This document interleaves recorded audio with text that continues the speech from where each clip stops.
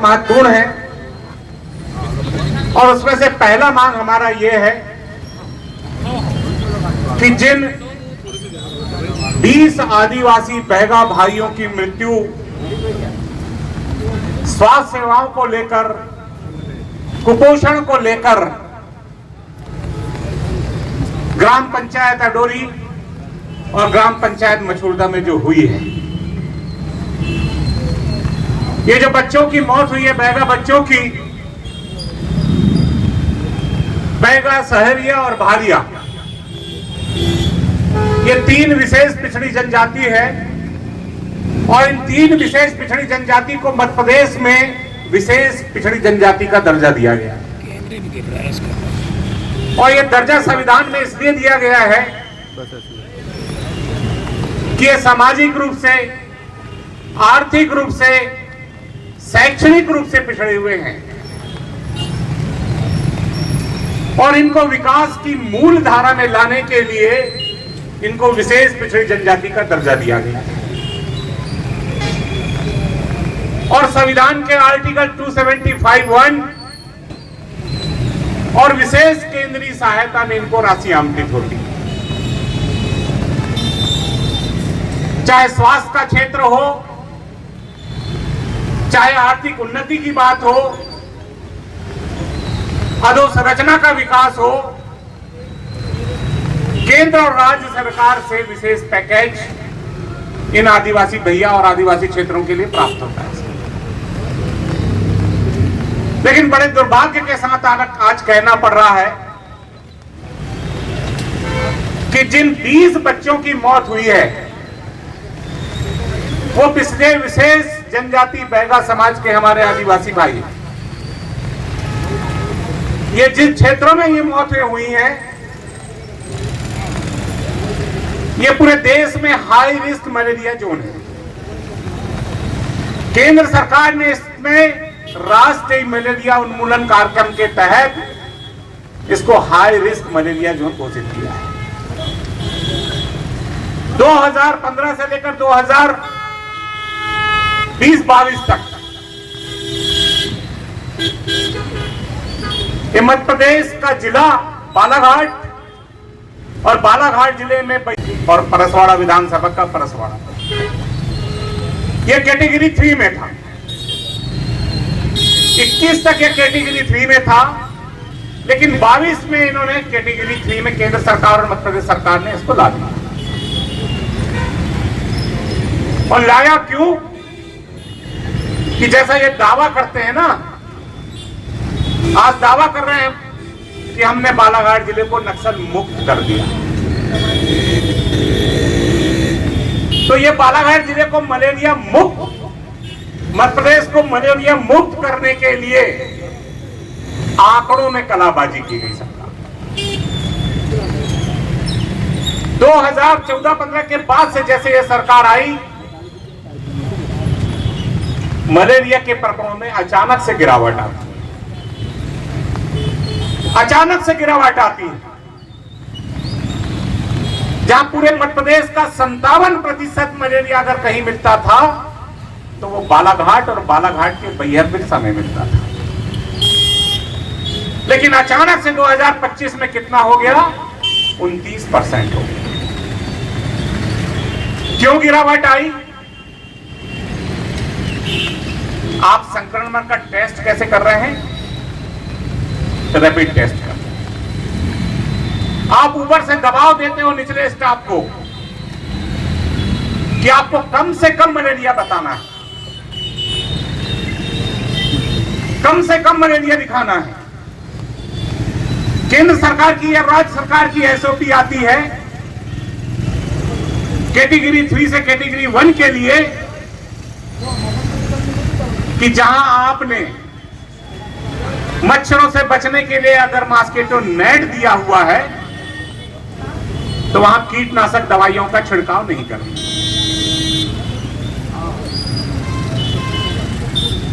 Larva test नहीं करेंगे, कागजों में दिखाने का काम करेंगे। और आज उसका क्या परिणाम हुआ? हमारे 20 आदिवासी बैगा बच्चों की मौत हुई। पूरा अमला पहुंचा। पहली घटना, पहली मौत जो जानकारी में आई 16 तारीख, अडुली के सरपंच है परसराम जी धुर्वे।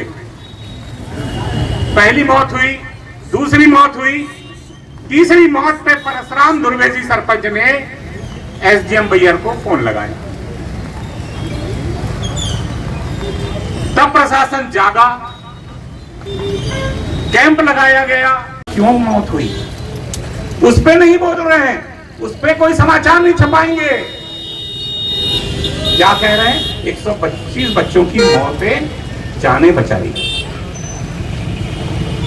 किसने छूट दिया है इन अधिकारियों को? किसके संरक्षण में ये काम कर रहे हैं जो आज तक इनको काम करने दिया जा रहा है? आज कांग्रेस और कांग्रेस का हर कार्यकर्ता और बैहर विधानसभा क्षेत्र का हर आदिवासी परिवार ये सुनना चाहता है कि किसके संरक्षण में काम कर रहे हैं, किसके संरक्षण में ये भ्रष्टाचार कर रहे हैं। एक ही पद पे एक ही अधिकारी दो पद पे क्यों? कैसे आप काम कर पाएंगे? इसकी जवाबदेही कब तय होगी? इसके लिए कौन जवाबदार है? हम सरकार से पूछेंगे। और आज इसलिए हम यहां इकट्ठा हुए हैं और हमारी मांग है कि हर जिन बच्चों के, जिन परिवार के बच्चों की मौत हुई है उनको 10 लाख रुपए प्रति परिवार आर्थिक सहायता। और साथ ही साथ मैं किसी एक को भी नहीं कहूंगा, किसी एक अधिकारी को भी नहीं कहूंगा, जिसकी भी गलती है, मुझे ऐसा लगता है कि ये छोटे अधिकारी कर्मचारी को निपटाने का कार्यक्रम कहीं ना करो। गलती राज्य से, टेक होम राशन नहीं आ रहा है, गुणवत्तापूर्ण अगर नहीं मिल रहा है तो किसकी जवाबदारी है? राज्य सरकार। टीकाकरण नहीं हो रहा है, वहां अगर स्टाफ रहेगा तो टीकाकरण होगा। इसके लिए कोई निचला कर्मचारी दोषी नहीं है। मलेरिया का अगर मॉस्किटो नेट नहीं आ रहा है तो इसके लिए कोई नीचे का कर्मचारी दोषी नहीं है। तो कहीं ऐसा ना हो कि बड़ों को बचाने के लिए छोटों की बलि ना चढ़ा दें, ये भी हम ध्यान रखना चाहते हैं। अगर ऐसा हुआ तो आज तो हम केवल धरना प्रदर्शन करेंगे। हमारी भाभी ने कहा है कि अगर ऐसा हुआ तो हम इससे बड़ा आंदोलन। हम इस मुद्दे पे बहुत संवेदनशील हैं। हम कोई राजनीति नहीं करना चाहते हैं, लेकिन हमारे आदिवासी भाइयों को पीड़ा भी तो समझे। इतने निर्लज हैं कि 4 बेटियां हमारी आदिवासी बेटियों के साथ सामूहिक बलात्कार हुआ, उस पर मुख्यमंत्री जी कुछ नहीं करते, प्रभारी मंत्री जी एक शब्द नहीं बोलते।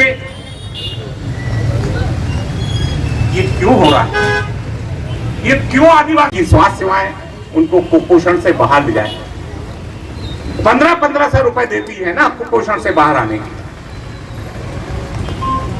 मध्य प्रदेश सरकार क्या करती है?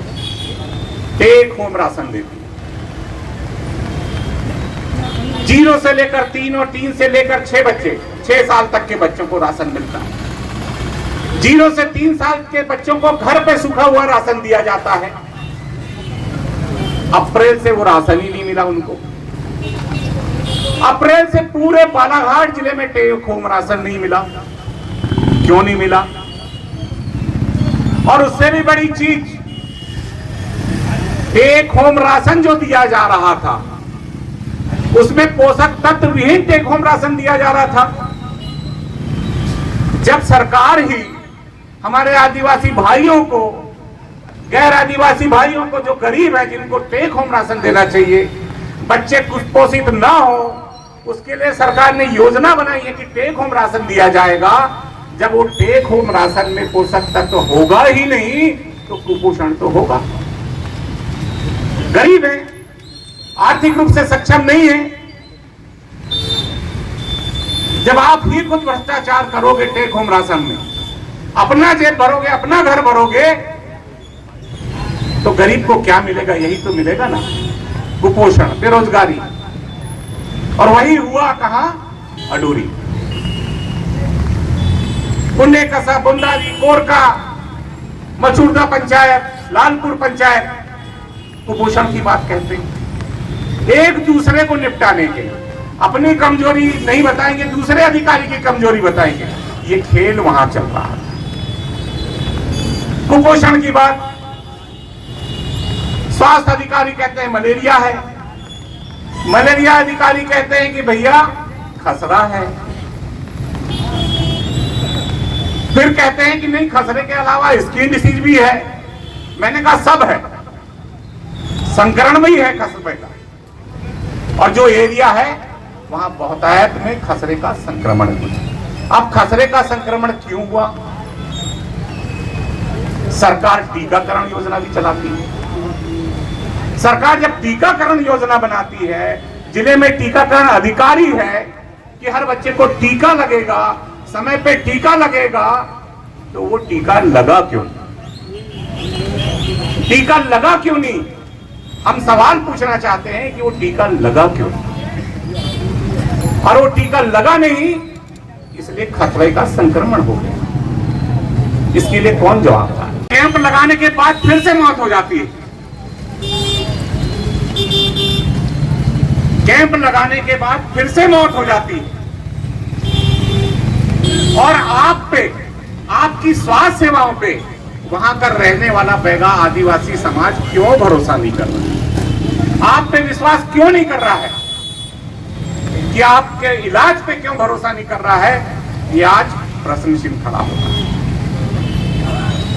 लगातार प्रयास करने के बाद जब प्रशासन हार गया, तो अडोरी के सरपंच ने मेहनत किया,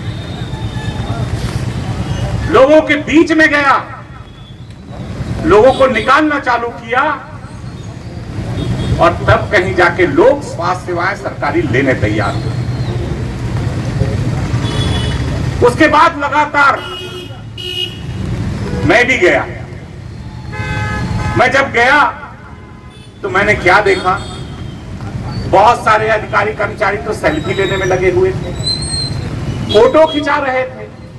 आप स्वास्थ्य सेवाएं देने आ रहे थे ना, लोगों की सेवा करने आ रहे थे, कि आप सेल्फी लेने आ रहे थे। मौत का आंकड़ा बढ़ता गया, स्वास्थ्य सेवाएं बिगड़ती गई, और जब मैंने 19 बच्चों की मौत का आंकड़ा दिया, तब शासन प्रशासन देर से गया, भगदड़ मची, और तब कहीं जाके आप सेवाएं बढ़ा रहे हैं। मैं जब गया तो मैंने पाया, एक अधिकारी से बात करो तो अपने बचाव के लिए कहता है कि आप कुपोषण है। आदिवासी बैगा में कुपोषण की बात कहते हैं। मैंने कहा हां, सरकार ने इसलिए तो उनको विशेष जनजाति का दर्जा दिया है। और है, बच्चा अगर कुपोषण है, स्वास्थ्य सेवाओं को भरोसा क्यों करेगा वो? क्योंकि आप स्वास्थ्य सेवाओं को इस हाल पे छोड़ दिए। मैं लगातार मध्य प्रदेश की विधानसभा 2015 से, मेरा पहला सवाल था कि 2015 में मैंने स्वास्थ्य सेवाओं को लेकर विधानसभा में प्रश्न, दोबारा बना तब 2018 में, तब भी मैंने विधानसभा प्रश्न लगाया। उसके बाद मैंने लगातार विधानसभा के प्रश्न लगाया हूं वहां की स्वास्थ्य सेवाओं को लेकर। जहां ये बच्चों की मौत हुई, स्वास्थ्य केंद्र सोनगुड्डा के अंतर्गत आता है। स्वास्थ्य केंद्र सोनगुड्डा में 96-97 में डॉक्टर पदस्थ था। उसके बाद पहली बार इतनी लड़ाई लड़ने के बाद अभी डॉक्टर की पदस्थापना मध्य प्रदेश सरकार ने किया। पैरामेडिकल स्टाफ नहीं है, एएनएम नहीं है, तो समय पर टीका कैसे लगेगा? अगर पदस्थापना कर भी दी जाती है तो ये भारतीय जनता पार्टी के लोग, भारतीय जनता पार्टी के नेता, वहां स्वास्थ्य कर्मियों को रहने नहीं दिया जाता, उच्छेद से शहरी क्षेत्र में ट्रांसफर करा दिया जाता है, तो स्वास्थ्य सेवाएं पहुंचेंगी कैसे वहां तक? ये दायित्व अगर किसका है तो सरकार का। और अगर हम इसकी आवाज उठाते हैं कांग्रेस इसकी आवाज उठाती है तो प्रभारी मंत्री जी बालाघाट आते हैं और बालाघाट आके कहते हैं कि कांग्रेस को मौतेपुर राजनीति नहीं करना चाहिए। क्या हम आवाज भी ना उठाएं? जनता ने हमको दायित्व दिया है विपक्ष का, सरकार को जगाने के लिए। क्या हम वो अपना दायित्व भी ना निभाएं?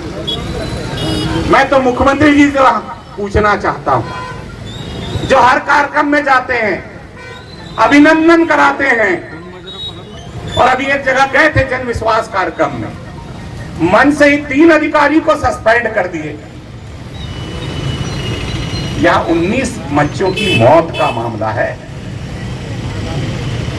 क्यों नहीं बोल रहे हैं? क्यों संज्ञान नहीं ले रहे हैं? इसलिए कि वो आदिवासी हैं, गरीब हैं, इसलिए मुख्यमंत्री जी कुछ नहीं बोलेंगे। स्वास्थ्य मंत्री जी कहां हैं? प्रभारी मंत्री जी औपचारिकता निभाते हैं, केवल जिला चिकित्सालय जाते हैं। जो अधिकारी ने बताया वो मीडिया के सामने बोलते हैं, आप जाइए। क्यों नहीं जाते हैं? मेरे से पूछते हैं भारतीय जनता पार्टी के लोग कि आप तो तीसरी बार के विधायक हो, क्या किए? कहेंगे तो मैं उनको आमने सामने दिखा दूंगा, मंच के सामने बोल दूंगा, आ जाए मंच पे, बताने तैयार हूं।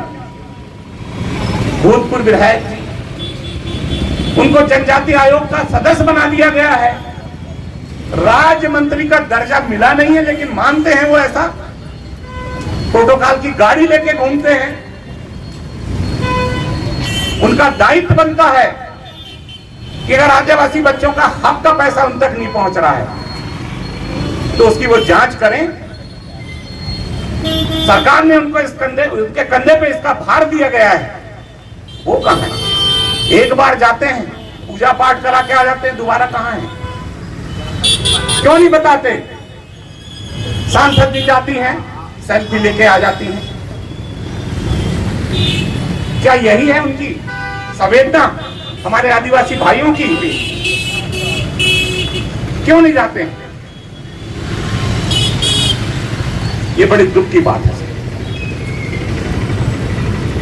आप यहां में से बहुत सारे हमारे मीडिया के साथ हैं। मैं एक विशेष अनुरोध बालाघाट के तमाम जितने हमारे साथी हैं, मैं आपको धन्यवाद देता हूं।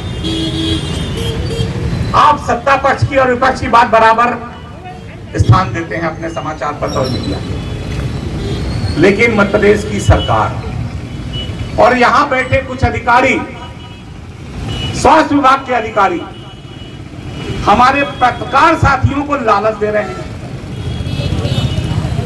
प्रदेश में छपा रहे हैं कि 125 बच्चों की जानें बचाई गई। आदिवासियों का विकास सिर्फ इतना है कि उनके महापुरुषों की जयंती में आप दिल्ली बुलाएं, जबलपुर बुलाएं और वहां अपना भाषण करें कि हम आदिवासियों के विकास के लिए, उत्थान के लिए करोड़ों रुपए का खर्च कर रहे हैं। सिर्फ इतने से काम नहीं चलेगा, इतने से काम नहीं चलेगा।